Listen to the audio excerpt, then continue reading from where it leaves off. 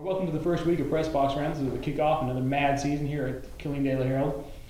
Today we have a good slate of games. Copperas Cove opens up on the road against A&M Consolidated. Killeen also travels to the Braunfels Canyon where they'll be having to deal with a red field. Don't forget to check out our preview section, of course, this year. Our mad season, our mad mid thing, strict business. That's out there on the shelves now. Joining me today is going to be Kevin. We're going to be breaking out the Killeen game, and then later Clay Wittington will be breaking out the Copperas Cove game for me.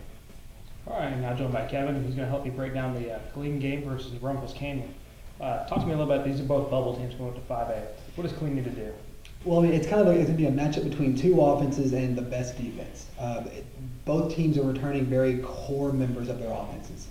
So both teams are going to be able to put up some points. Now the question is both defenses were hit pretty hard last year by graduation. So that's going to be the question: is can a defense step up and make some stops, create some turnovers, do something to give its offense basically another chance to score? That's how this game is going to be decided. Is whose defense is going to be more mature coming out in week 0. All right, of course, Killeen going on the road. Interesting little fact to deal with.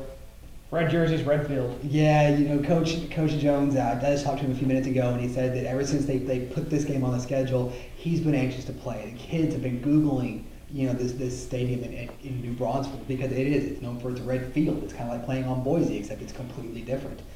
He said the kids are excited about it, but he doesn't feel it's going to be a distraction at all. We'll see. You know, I mean, it is a red field. I'm going to be distracted. Okay. Kind of hard to find the guys you're trying to tackle. They're saying red. You just all right. Obviously, Killeen does return some playmakers. Talk about what they need to execute on offense and who they need it from this year. You know, execution. Their biggest question mark on offense right now is their offensive line. You know, they've only got a couple of kids coming back. You know, they've got their quarterback Garrett Gaskamp. He was a district newcomer last year in 8-4A. They've got a couple of really good running backs in Neiman Youngs, Daniel McCants. They've got a few, you know, very talented receivers and Akeem Harris and Davari McCray and Devin Williams. You know, they've got the skill players. They've got a lot of talent, a lot of speed. They just need the offensive line to really gel. That was the key last year, is being able to open holes for all those guys and give Gaskamp some time to mature. So that's going to be the key offensively, is can that offensive line provide enough protection to let this offense do what it's going to do best, and that's put up some points. Let's shift quickly now. Talk a little bit about Shoemaker, what they need to do. Obviously, they won last game. What do they need to do to start the season on winning that? They already did it. You know, they scheduled a team in Waco University that it's a good team. You know, it was a continual bubble team in that same district that Killeen was in, but they're not notoriously great. So it kind of gives Shoemaker an opportunity to play against one of those good teams, you know, mediocre teams that it's trying to be this year. Because that's what everybody thinks they are. They think they went from everybody believes Shoemaker went from a cellar dweller team to being a mediocre team that's got some surprises to it. I think if they can come out and they can beat another team that's kind of like them, that gives them a lot of confidence. And who knows, this team that went 31 straight losses, all of a sudden has 2 straight wins. And who knows what that can do for this team's confidence. All right, don't forget to check out those games and more on kdhpressbox.com this weekend. All right, now I'm joined by Clay Wittington. We're going to break down the Copperas Cove versus A&M Consolidated game. Clay, this used to be a big district game for Cove. Almost every season meant district championship. Kept the rivalry alive, though. What can we look for kind of coming into this game? What's Cove going to throw at the start of the season?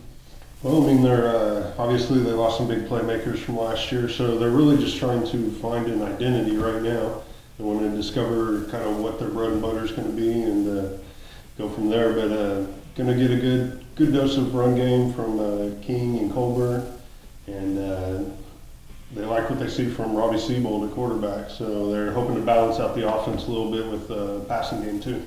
So they're going to, of course, last season Wyoming tossed a lot around the ball. Is Jack Wilson looking to actually open up the offense a little bit and throw the ball this year? Yeah, absolutely. He wants them to be more balanced this year, and like I said, from what he's seen from Siebold he won the competition here last week, and he likes what he sees, and he thinks that they'll be able to balance it out. All right, did Jack say anything about why you kept this rivalry alive, or what's it like to give a College Station to open the season on the road? He didn't say exactly why they kept it alive, but I asked him what to expect. He was expecting, and he's certainly expecting a tough game.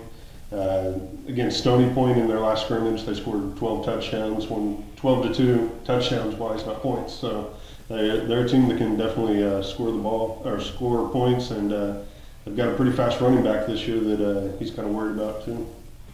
All right, don't forget to check out that game and, of course, all the rest on kdhpressbox.com.